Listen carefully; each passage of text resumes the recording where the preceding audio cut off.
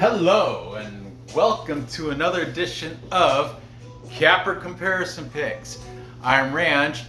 Today I will be giving you the Capper Comparison Picks for the early prelim fights for UFC Vegas 40. Phenomenal card headlined by Aspen Ladd and Norma Dumont. Hope you can sense the sarcasm in my voice. But regardless, you know what? Last week was also not a very good card, but it was for me, boys. It was for me. So before I get into this, I just want to go over last week's spectacular card. It might have not have been the best on paper, like star quality, but it was a huge money maker. I went 8-1 on my bets. That's freaking right. Almost had the whole perfect card. But I'll explain where I went wrong. I'm going to just give because I am so proud of myself. I'm going to start from the beginning. Curtain jerker. I had Steve Garcia, TKO round 2 against Charlie Ontiveros. Oh, look at that. I highlighted right over my pick. Boom, nailed it. Nailed the prop. Then I watched the whole thing with Vlad, UFC Celebrities and Classics, so he can vouch for all these. Then on the next fight, Loopy Godinez versus Sylvana Gomez Suarez. At first, I had put decision, but I realized, you know what? That's a minus 105. I don't bet minus numbers, so you know what? I'm just gonna prop bet. Put it first round submission. See that sub? First round. Cash it. So I was nailing the props too. But then this is where my flaw went. Charles Rosa, Damon Jackson. And this is the only fight I got wrong. And it was, man, I picked Charles Rosa, Boston Strong. I owe BC Dave a t-shirt now because out of all the fights, he bet me on just that one. He bet me for a t-shirt. I lost. Damon Jackson won by decision, but you know what?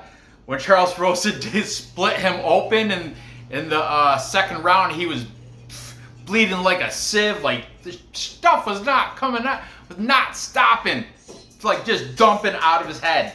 Blood just dumping out of his head like a bottle, like you're pouring a bottle of wine out. It's like, I was like, oh my goodness, just stop this fight so I can win it.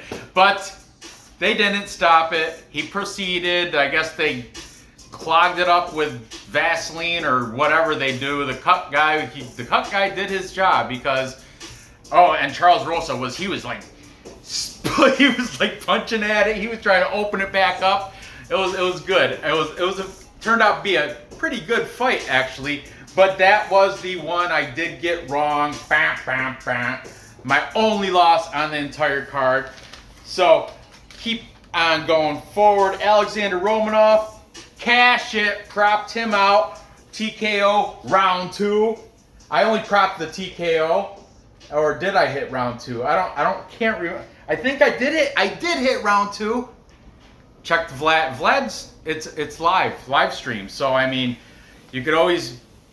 I can verify all this if you watch Vlad's Celebrities and Classic. If you watch his watch along, because I did call it out in the chat prior to any fights. Then Chris Gutierrez, I said by decision. Highlight over that. Nailed the prop. Nailed it again. Man, I was on fire that night, except for that stupid Charles Rosa thing. Phil Hawes Duran win. Unfortunately, Duran win withdrew. So unfortunately, that didn't happen. But then here comes one of the only couple upsets of the night, Maria Agapova. And what I do, I made the bet within distance, cashed that in because she got the submission over Sabina Mazo in round 3. Then I had Matthias Nicolau. I didn't get the prop, but I did get the pick. He won by decision. I propped him. I thought it was I had him by submission, but it never went to the ground, so he never had a chance to do that. But I said during the fight, I'm like, you know what, Tim Elliott's showboating because he was doing all these stupid feints and trying to be a showman up there and just showing off, and look what happened. Decision, Matthias Nicolau, thankfully. And then I got Randy Brown, Jared Gooden. Randy Brown by decision. Cash it. And finally, I had on Tapology, I didn't change it in time, but Tapology, I picked Mackenzie Dern. But in my bets and my parlays, and because the night before when I did the live stream with BC Dave, I said, you know what, I'm flipping my pick. I'm going to go with Marina Rodriguez, the dog, in this fight, because I backed it up with a lot of reasons why. Because she's a purple belt, I said, you know what, I think if she does go to the ground, I think she can hold her own. I'm not going to say, you know, I'm confident with that, but I think she can. She's not going to submit Mackenzie Dern by no means. She's not going to win that round. However, I think she's going to survive, and that's exactly what she did. She survived that takedown in round 2, and man, she had some good takedown defense throughout that. Congratulations, Marina Rodriguez. I have a complete, total new respect for you. I am now an official fan of the skateboarder, Marina Rodriguez. And like I said in the live stream on Friday night when I was with Dave, I was like, the sport chose her. She didn't choose the sport. And that's true. She's gifted. She's a prodigy to this. She said she wanted to be a professional skateboarder. Weird. But anyway, whatever. Good for her. And she said if she wasn't fighting, that's what she would do. She would be a skateboarder. But anyway, Marina Rodriguez came out victorious by decision. Prop it. See how I trace over? I trace over all my winnings. And I took that at plus 400. Fantastic. 8-1. Hopefully this unappealing UFC Vegas 40 card will come with the same results or better. Maybe this is the one I will get perfect. It's a tall order, but I'm going to give it my best. So let's get into this. The curtain jerker. We've got the strawweight female fight between Ariana Carlosi and newcomer Estella Nunez. Estella Nunez is, where did she come out? One Champion. She comes out of the One Champion promotion. That's, you know, that's owned by Misha Tate, like part owner. She's like part owner of the One Championship fighting promotion. But anyway, Nunes comes in with a professional record of 7-1. This is her UFC debut. She is coming short notice too, I do believe. However, don't sell yourself short on Estella Nunez, because she does have a 2-inch height, 2-inch reach advantage, and she's not a bad fighter. She does have one loss, and that's to Angela Lee. Angela Lee got her in an anaconda choke in round 2, but Angela Lee is like prime champ over there at One Champion. I think I don't watch One Championships, but anyway, Estella Nunez is coming off a win against Gina Young by unanimous decision. She did have a 3-year layoff though, which is not very good look. She does train out of Pirana Vale Tudo in Sao Paulo, Brazil, and she is very close in age. She's 29 years old. For the underdog, plus 139. Plus 135. That did move. It was a plus 150. That means money's been coming in on her because the odds are starting to shift the other way. Ariana Carlosi, 28 years old. She's the favorite here. She's got a professional record of 13-2. She's right now minus 155. That opened up at a minus 180. So that shows money's been coming in on Nunes. Despite Carnelossi's diesel biceps, she's got arms like a dude. I'm just saying she's bulky. She's very muscle bound for the Ariana Carnelossi. Soriso, that's her nickname. She's coming off a win against Na Liang by ground and pound from guard in round 2. That was a good look. Her last loss was to Angela Hill, where she didn't quit. The doctor stopped it because of a cut, which I was hoping would happen to Damon Jackson over the weekend, but it didn't. Anyway, Carnelossi, her last loss was doctor stoppage in round 3 due to a cut. She was just bleeding. They couldn't stop that bleeding. She fights out of Inside Muay Thai, also in Sao Paulo, Brazil. Sao Paulo is a big city, but both these girls come from there. So let's see what these handicappers have to say in this coin flip fight, if you will. Very close, pretty close odds. Plus 135, minus 155. Pretty close odds.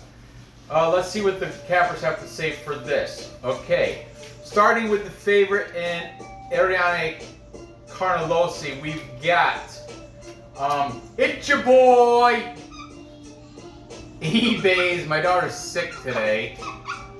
She did go to the movies. I think she ate a little bit too much popcorn and chocolates and stuff, so she's been throwing up. So anyway, eBay's is taking Carnelossi.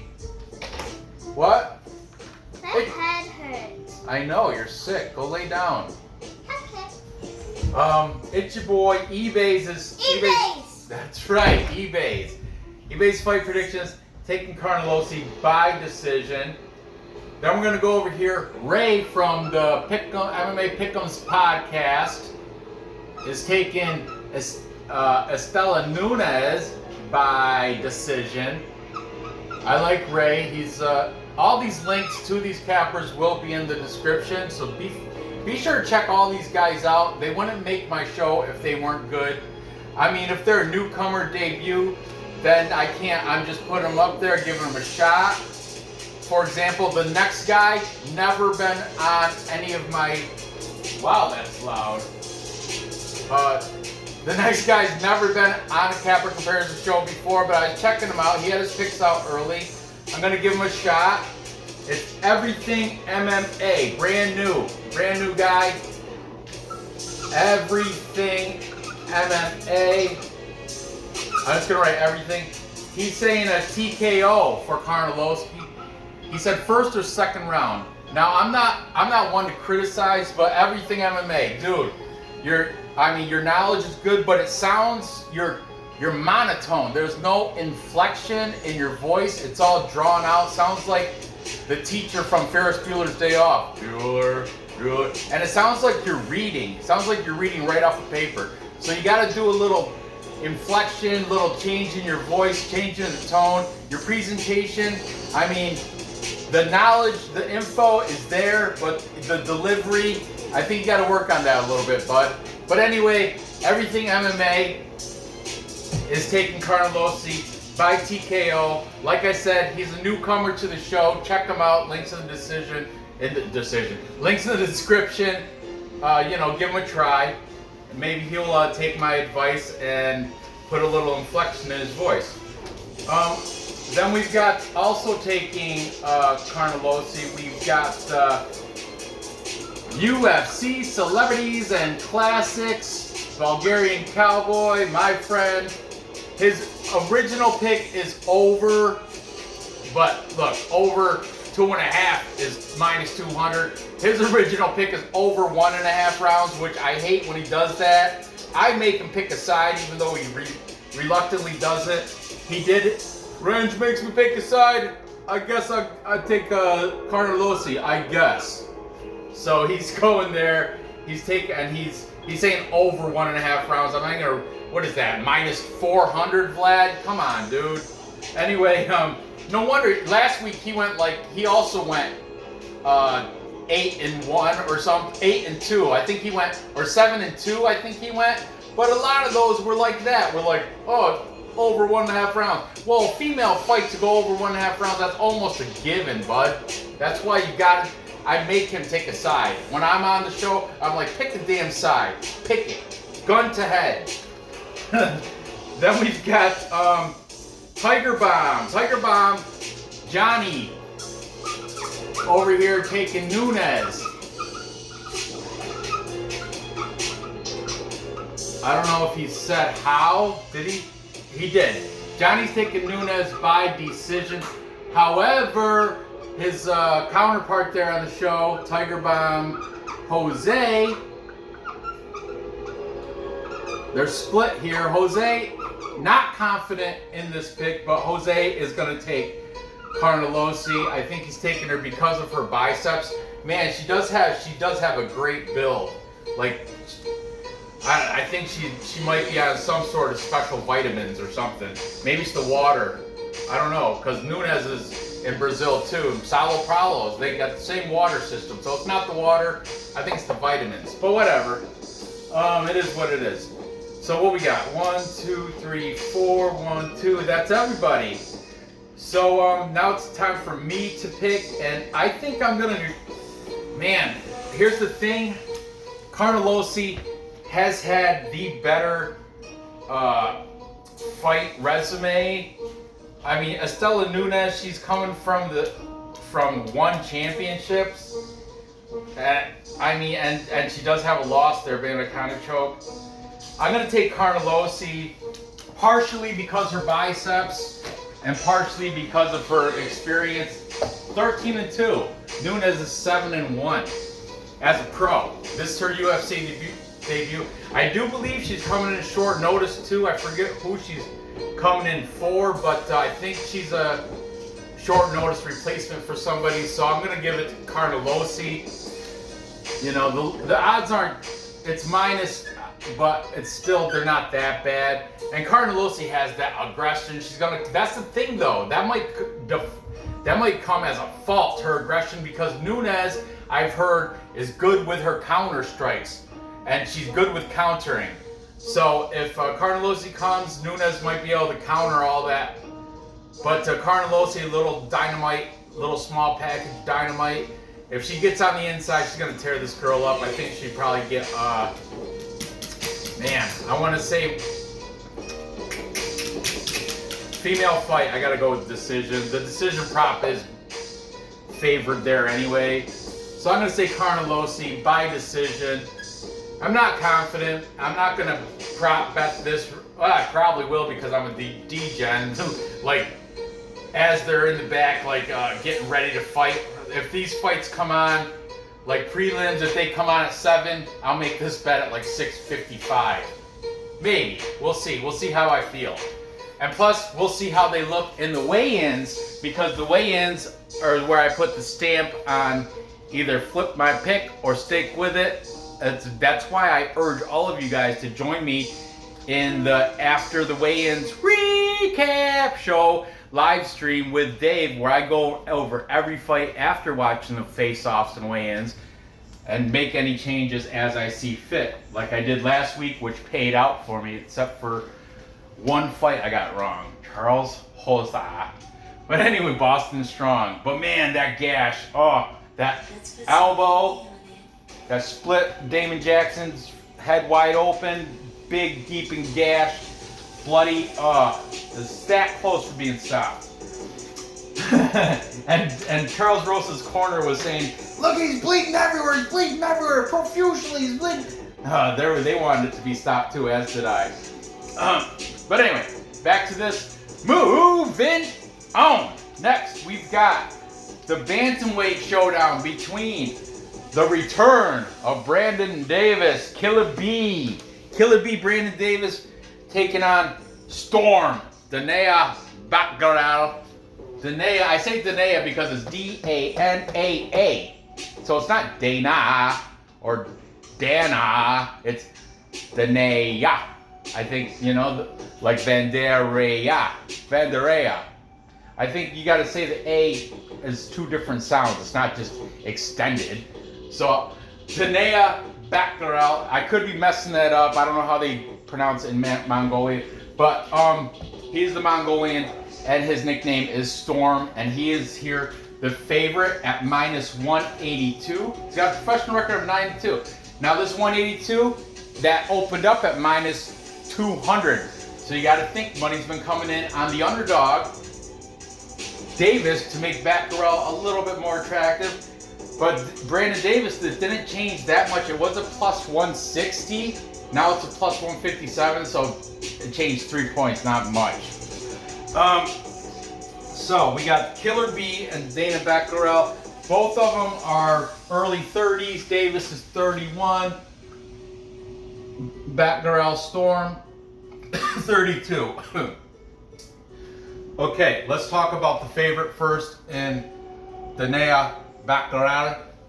Batgerel fighting out of Jackson Wink. Man, Jackson Wink's been putting up a lot of fighters and they've been putting up a lot of wins. I will tell you that. Check the last few events. I think Jackson Wink's been going undefeated. Who did they have last week that won? It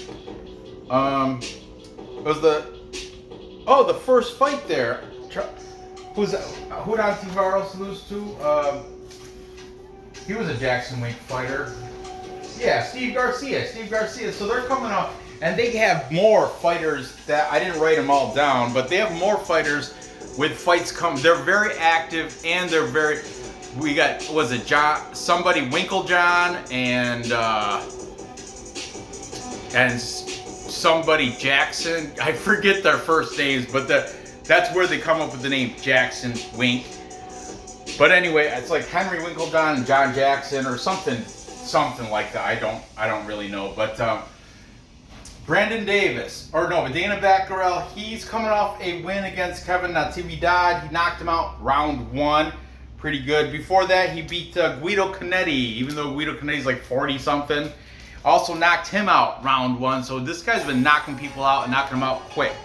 He is 4-1 in his last 5. That one loss in his last 5 was to Healy Alatang, where he lost by unanimous decision. So this dude, pretty freaking good in his last 5. Brandon Davis, like I said, welcome back, Brandon Davis. Brandon Davis was in the UFC, got cut, I want to say like 2018.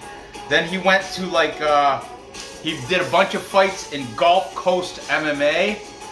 His last fight was Gulf Coast MMA against Josh Huber, where he knocked his ass out in round 1. 4-1 Brandon Davis is in his last 5. And however, you know why he was cut from the UFC? He's 1-4 in his last UFC fights. But anyway, the last loss he had was a split decision to Giga Chikadze. That's the one where he lost his contract and he got cut. But he's earned his way back, destroying everybody at Gulf Coast. He does have other wins in his one win, and I said he's 1-4 in his last UFC 5 was against Randy Costa. Randy Costa is kind of like a first rounder bust type of fighter though, but still he's known, he's pretty decent, I guess. So Brandon Davis has got that going for him. You know what else he's got going for him? 3-inch height, 2-inch reach advantage.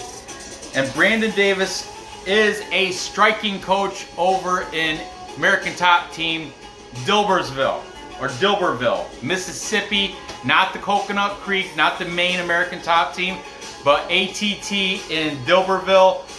Brandon Davis is a striking coach, so he's got to prove he's worthy to be a striking coach over at ATT. So he's got a lot on the line here. Brandon Davis, 31, like I said, Batgerel 32, no real age discrepancy. Let's see what the cappers have to pick here. Now remember, Batgerel almost a 2-1 favorite, so keep that in mind. We're going to start with the favorite. We've got Vlad from UFC Celebrities and Classics taking Danaa Batgerel. Then the new guy, Everything MMA, he's also taking he's taking Brandon decision by split decision. That's a good pick, dude. That's a good pick, because I think Batgerel should win. I think they both could win rounds. Personally, I think it could go either way. Right now, I don't know my pick yet. I'm gonna make it on the fly. Then we've got both the guys from Tiger Bomb, Johnny and Jose, in agreement here. They're both taking Danaa Batgerel, the favorite. Johnny said by decision. Jose didn't really say. Then it's your boy, eBay's. Marker's dying. eBay's also taking Brandon Davis, the striking coach out of Mississippi, to get this comeback, the victory as the underdog. Then we've got Ray from MMA Pick'ems Podcast. Pick'ems He didn't say how, but if he did, I missed it. But anyway, he's taking Batgerel. So Batgerel here won the tiebreaker. He got more people picking him, but he is the favorite. And you gotta think, this dude, Brandon Davis, more experience. He's coming off, I mean, he went through Gulf Coast MMA and destroyed everybody. But Batgerel, I mean, knocking out Kevin Natividad, knocking out Guido Canetti, 4-1 in his last 5, and he's, he never got cut from the UFC. So I'm gonna have to lean Batgerel, but I'm undecided. I'm gonna have to check again after the weigh-ins, but for tonight, for the purpose of this show, I'm gonna go with that Danaa, whatever, Dana Batgerel. Storm. I'm gonna go with Storm. I think he should probably get it done. Man, that's the thing. This guy's a striking coach. If it goes to decision, I was gonna give it to Davis, but I don't know if it's gonna go to decision because Batgerel has been knocking people out. I guess I'm just gonna safely say within distance right now for Batgerel. But this is subject to change after I take a look at how they both look at weigh-ins, all right? Like I said, Davis has been out of the UFC. I think he left the UFC back in, I want to say 2018, but then he's been raising hell over at Gulf Coast MMA, destroying everybody. Like, he's been knocking all those guys out first round too. Everybody steps up to him. So that's why man, I might flip my pick right on this show. That's how uncertain I am here. But needless to say, right now I'm going to take the favorite. I'm going to take Batgerel. And move it on. Next we've got the featherweight showdown between Ludavik Klein and Nate the Train Landwehr. Okay, Ludavik Klein, 17-3, a 3-1 favorite. Yes, people, is minus 300 favorite for Ludavik Klein, and he's taking on Nate Landwehr, 14-4, plus 250. Plus 250, nice juicy underdog for you. That line did move from a plus 235. However, this didn't budge. So I don't know, it's kind of weird. I think, does that mean money's been coming in on Nate the Train? I don't know. I really don't. I didn't check the popular pick either, but I did have originally written down a plus 235. Now it's plus 250. This did not move. Didn't even budge for Mr. Highlight, Ludavik Klein. Now Ludavik Klein's coming off. We'll talk about the favorite first. He's coming off a loss to Mike Trizano, the New Jersey native. Mike Trizano, pretty decent fighter. He won a unanimous decision. He was a massive underdog in that fight. I had Ludavik Klein in that fight. Trizano took my money. Kudos to you, Mike Trizano. He is 4-1 in his last 5 fights. His last win was a head kick in round 1 against Shane Young. Shane Young, middling at best, featherweight. He fights out of Slovakia, out of the Spartacus Fight Gym. And he is 26 years old. So he does have a slight age advantage. Nate Landwehr is 33. So a little bit of age advantage there. Now Nate Landwehr though, Nate the Train, 14-4 as a professional. He's coming off a loss against Juicy J, Julian Arosa by flying knee in round 1. Nate the Train is 3-2 in his last 5. He fights out of the SSF Submission Academy. That's in Clarksville, Tennessee. So Nate the Train, he's a viable live dog at plus 250. He might put a little sprinkle on that, might little hedge bet. But let's see what these cappers have to say for this. Taking the favorite in Ludavik Klein, 3-1 favorite. We've got Ray from the Pick'ems, MMA Pick'ems podcast. Ray is saying knockout round 2 for Ludavik Klein. I like the detail. Both the guys from Tiger Bomb, Johnny and Jose, taking Klein by knockout. No, they have no respect for Nate the Train. It's your boy eBay's also taking Klein by knockout, second round.